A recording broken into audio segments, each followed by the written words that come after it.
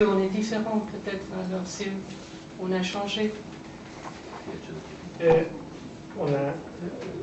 J'ai pas compris la question. Non, parce que vous dites que quand vous êtes là, Oui. Vous vous sentez très bien à la maison, en Iran, Oui. mais il y a les regards des autres Oui, qui vers vous, qui sont un peu différents, qui pensent que oui, vous oui, n'êtes pas de cette société. Tout à fait, tout à fait. Dans le positif comme dans le négatif. Vous connaissez, la plupart des personnes ici présentes sont iraniens. Vous savez tous que les Iraniens sont extrêmement accueillants vis-à-vis des étrangers qui vont. On a un esprit d'accueil et, comme vous le savez, l'étranger est roi. Et chaque Iranien en Iran est fier d'accueillir un étranger et de montrer le meilleur de lui-même et de son pays. Ça, c'est une réalité. Alors, quand il s'agit d'un Iranien, on le considère à la fois comme un étranger, mais pas avec les mêmes égards, et à la fois comme quelqu'un d'ici qui est un peu un traître, qui a perdu son identité, ce qui n'est pas toujours vrai. Voilà Vous êtes d'accord? Voilà, il ne voit pas les sentiments. Il voit que l'apparence qui a été changée un peu, la manière qui a été changée, mais nos sentiments sont toujours là. Oui. C'est ça. Alors, quand je vais en Iran, je fais des efforts considérables pour ne jamais utiliser un mot étranger, donc uniquement le farsi, et c'est très difficile. J'essaye, alors, Dieu merci, je parle le persan sans aucun accent, mais quand je vais par exemple faire une démarche administrative dans une banque, par exemple, et que on me dit remplissez ce papier et signez-le.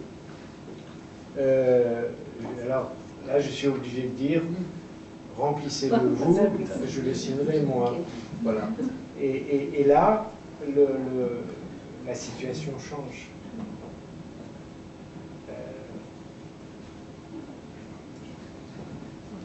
Oui?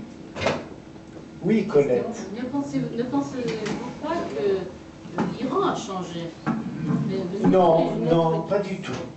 Pas du tout, puisque ce qui est décrit dans ce livre, dans ce roman, c'est l'Iran d'il y a 60 ans. Donc il y a 60 ans, c'était pareil. Et aujourd'hui, c'est tout à fait pareil.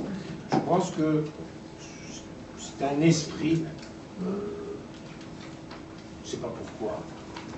En tout cas, c'est comme ça. Alors, je ne suis pas en train de critiquer l'Iran et les Iraniens. Je suis en train de dire que voilà, l'état d'esprit est ceci. Alors, ici, c'est pareil. Dès que vous parlez avec difficulté la langue française, les Français ont tendance à vous considérer comme pas d'ici, et de ne pas avoir suffisamment le même égard. Alors, c'est bon. Ça encore, tu as lu le livre.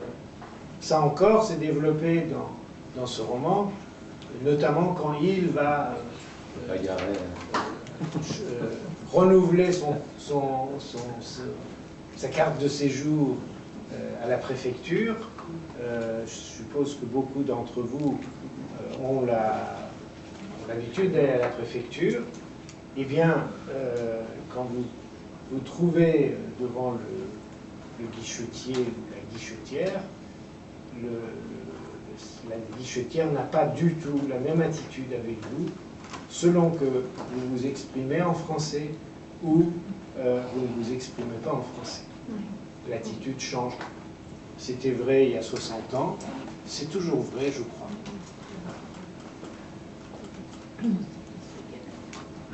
Oui.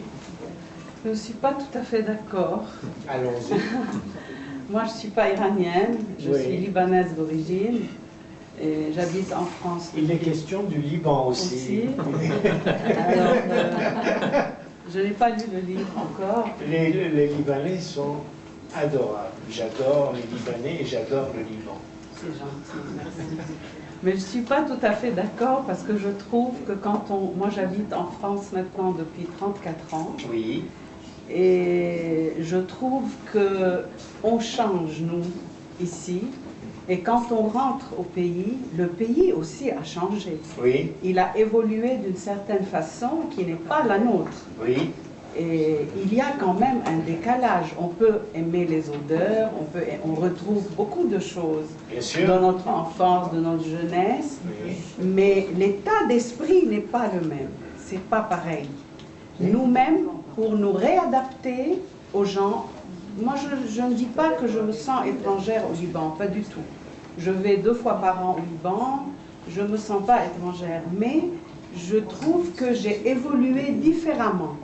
Même mes sœurs sont très instruites, elles ont des boulots, architectes, psychanalystes, tout ce que vous voulez, elles travaillent, mais je trouve que je suis en décalage. Et l'esprit du pays a changé. C'est pas pareil. Moi, je parle l'arabe très bien. Je n'ai pas ce problème de langue si je vais aller dans les administrations de l'État ou faire des choses. Mais je trouve que le pays a changé quand même. On trouve qu'après autant d'années, ça change. Et alors, vous avez commencé par dire je ne suis pas d'accord. Je ne suis pas d'accord parce que vous avez dit que, par exemple, l'Iran n'a pas changé. Non, je vous parle sur ce plan. Sur ce point-là. Le plan. Sur ce plan, cet esprit de considérer un Iranien qui a quitté l'Iran, quand il revient, il n'est pas il n'est pas considéré par les Iraniens. Ah oui. Comme Iranien. Comme Iranien. Ah oui, non, ça, on n'a pas ça. C'est ça que je disais. Alors, donc vous êtes d'accord? Oui, on n'a pas ça du tout. Je ne suis pas considérée... Je suis content que vous soyez d'accord avec ça. Pas ça, mais... oui, oui. Cela étant, je trouve que je connais le Liban d'autrefois. J'y suis allé pour la première fois. D'ailleurs, j'en ai fait état dans ce roman. J'y suis allé la première fois au début des années 70. Pardon. En 63, des années 60. J'ai adoré. Et j'y suis allé plusieurs fois ces 2-3 dernières années. Amin Maalouf a écrit un livre là-dessus. Il l'a appelé Les Désorientés. Magnifique. Très beau livre. Il a fait ça. Il a écrit Les Désorientés. Les Désorientés. Amin Maalouf. Ça m'embête beaucoup ce titre. Vous savez pourquoi? Parce que c'est le titre du tome 2 de ce roman. Ah oui, alors c'est Il le désorienté. Il l'a déjà fait. Mais il n'y a pas Il dedans. Non, il n'y a pas Il. Bon, je vais essayer de négocier avec lui. Voilà. Vous ne voulez pas lire un petit passage de ce livre? Non. Il y a des passages vraiment magnifiques. Bon, le livre, je pense que c'est un livre que c'est l'histoire de presque tous les Iraniens en diaspora, un peu, n'est-ce pas? Je suppose, alors... Ça touche tout le monde un peu. Je pense que oui. Alors, vous n'aurez pas de difficulté à lire ce livre, parce que oui, c'est très simplement... Il y a une fluidité et une écriture, vraiment c'est remarquable. Il n'y a pas de gros mots. C'est très facile à lire. Il n'y a pas des mots très savants. Parce que... Non, c'est pas ça, mais il y a une fluidité vraiment et une simplicité très très agréable. Et beaucoup de sentiments dedans, donc vraiment c'est très très agréable. Pour moi c'était vraiment bien à lire. Alors il y a une autre question. Oui, je vous en prie. Voilà. pense que vous avez bien expliqué tout, mais quand on est étranger, Voulez-vous un micro, Oui. monsieur? éventuellement, parce que Vous avez? je ne sais pas parler fort. Moi non plus. Merci beaucoup, monsieur. Je pense, je m'excuse d'intervenir, j'ai pas de questions, mais seulement je voulais préciser, effectivement, étant psychiatre, je voulais préciser que nous avons deux inconscients. Un inconscient décrit par Jung, qui est générationnel et surtout peut-être racial. Et notre inconscient collectif